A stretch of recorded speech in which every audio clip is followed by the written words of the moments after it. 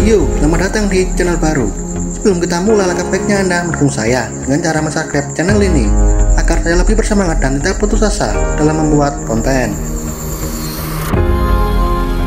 Pada kesempatan kali ini, saya akan melanjutkan alur cerita light novel dan Star Slam Dataken volume 13 part 16. Tanpa berlama-lama, langsung saja kita mulai.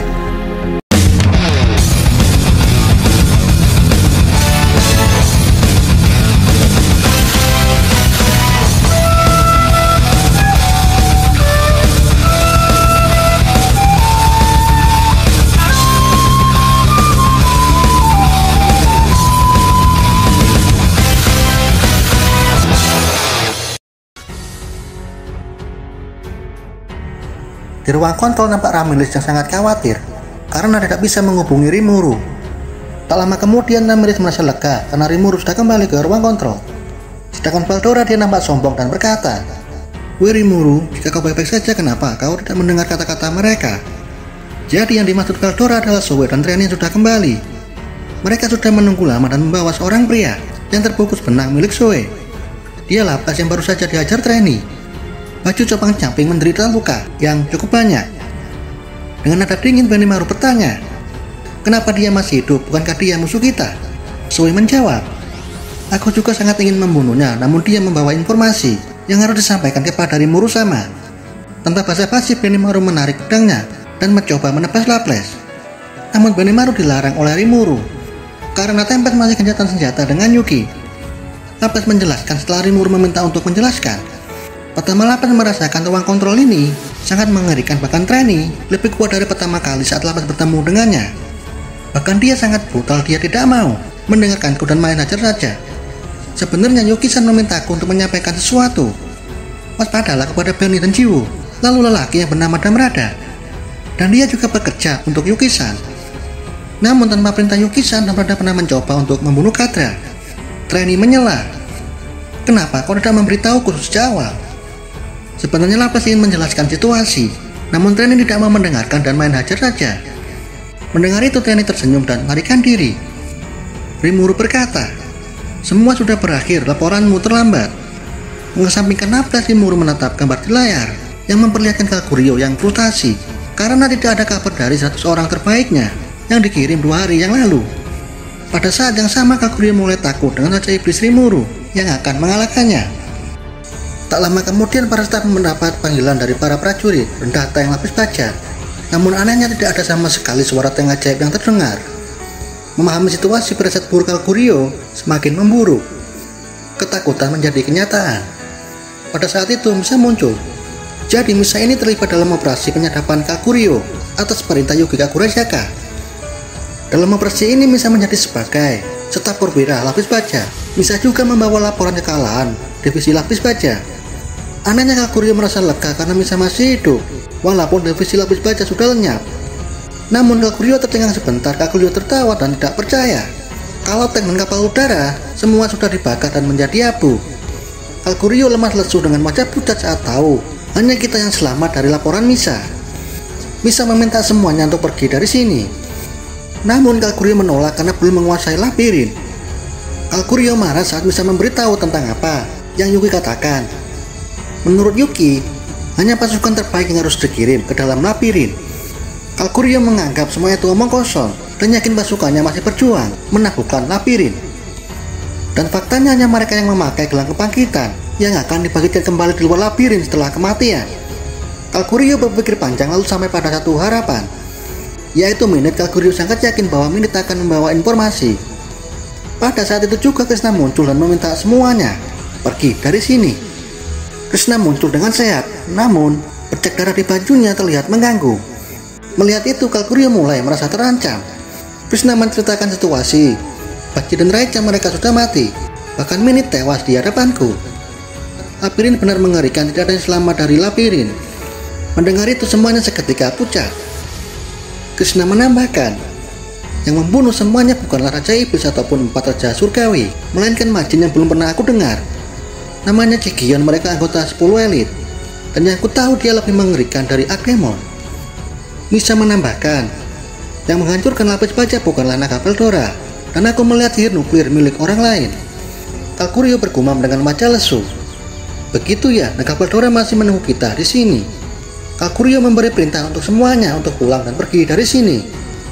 Namun itu sudah terlambat. Suara rendah menanggapi perintah Kalkurio. Kami tidak bisa membiarkan itu terjadi. Tuanku sudah memutuskan kalian tidak diizinkan melarikan diri. Sambil melangkah, Krishna bertanya, siapa dirimu? Namaku Agera, utusan Karara sama. Jadi Agera dikirimi tuannya untuk merekomendasikan penyerahan diri untuk pasukan Kekaisaran Timur. Namun bagi Agera tidak masalah menyerang atau melawan, tapi dilarang untuk melarikan diri. Agera adalah salah satu dari sedikit yang memiliki akal sehat. Karena itu Galen Momiji setuju Agera sebagai utusan. Agera marah saat staf Kalkurio menanyakan, apakah kau itu utusan Raja Iblis Rimuru? Agera tidak terima karena dia lancang menyebut Yang Mulia Agung Rimuru sama hanya dengan namanya saja. Dengan itu tanpa ampun, leher staf Kalkurio terpotong. Bahkan Krishna yang paling dekat dengan Agera, Krishna sama sekali tidak merasakan tanda-tanda Agera bergerak. Sementara semua yang melihat kejadian ini, mereka terdiam dan membeku. Agera menyatakan tuntutannya dengan singkat. Menyerahlah, kalian akan bebas dari hukuman jika menantang kami. Jika kalian menyerah, terimalah hukuman sebagai budak. Aku beri waktu 1 jam untuk kalian untuk memutuskan jalan mana yang kalian pilih. Setelah itu Agera berbalik arah. Kalkurio menghentikan Agera yang hendak pergi, lalu mengoceh. Awalnya Agera menolak mendengar ocehan Kalkurio, namun Kalkurio terus mengoceh dan memanfaatkan keheningan Agera. Kalkurio berbicara sepihak tentang kekaisaran yang bisa memenangkan pertarungan ini. Kalkurio juga merayu Agera dengan membayarkan jeruki invasi dan berjanji tidak akan melakukan perang lanjutan jika Agera membiarkan sisa pasukan Kekaisaran Timur lolos dan melarikan diri. Kami akan memberitahu Yang Mulia Kaisar tentang ini. Jika kita bergabung, kita akan dengan mudah menguasai dunia. Raja Iblis lain bukan apa-apa jika tempat bergabung dengan Kekaisaran.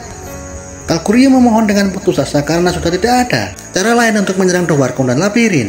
Semuanya benar-benar gagal total. Kalkurio sangat yakin usulannya akan disampaikan kepada Raja Iblis Rimuru oleh Agera. Agera menolak karena itu semua sudah menjadi nasib kalian yang sudah ditentukan sejak kalian menolak belas kasihan Drestarosa sama. Buatlah keputusan lawan kami atau patuh. Setelah Agera pergi, Misa bertanya, apa yang akan kau lakukan?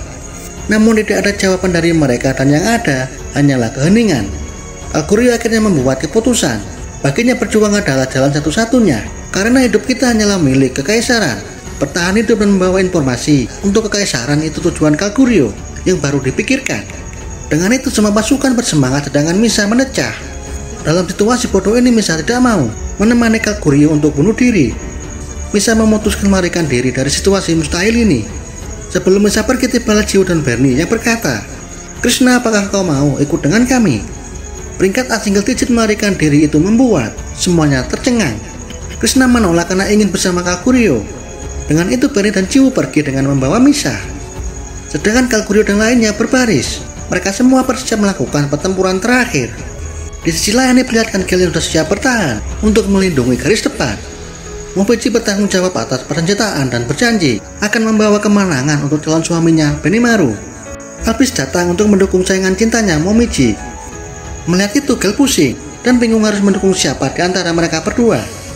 Pertarungan ini akan semakin menarik karena Shion juga ada di sini untuk bertempur. Menatap langit, Gale melihat Carrera yang melayang-layang di udara.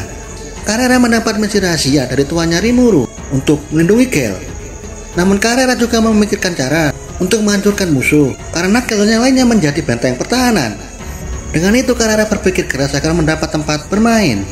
Melepas sihir nuklir dari udara itu adalah tujuan Carrera. Tak lama kemudian Agera muncul karena merasakan firasat buruk, dan ternyata itu benar. Melihat merasakan kehadiran Carrera dan membaca perilaku tuannya, Carrera memberitahu Agera bahwa dirinya akan berlatih sihir nuklir dan sangat yakin akan berhasil. Dengan itu Agera tercengang saat mendengar sihir nuklir hanya dianggap sebagai kembang api. Agera semakin pusing saat Esprit mendukung rencana tuannya Carrera. Bagi Agera, Esprit adalah paling yang buruk dari yang terburuk. Biasanya seseorang akan berbagi kesulitan yang sama dengan rekannya. Namun Esprit sama sekali tidak berguna. Dia selalu bertindak sesuai keinginan tuannya. Esprit orang yang kejam, dia selalu menempatkan Agera dalam posisi yang tidak menguntungkan. Jika dibandingkan, Drestarosa selalu melakukan kejahatan namun dengan akal sehat. Ultima mengajal kebrutalan. Dia cukup memuakkan, namun itu tidak masalah jika tanpa niat jahat. Carrera melakukan yang terbaik tanpa peduli kesusahan dan kenyamanan orang lain. Hasilnya dia banyak membuat kerusakan. Namun sekarang berbeda, mereka semua bawahan Raja Iblis. Dan kita lanjut di video selanjutnya. Terima kasih sudah menonton.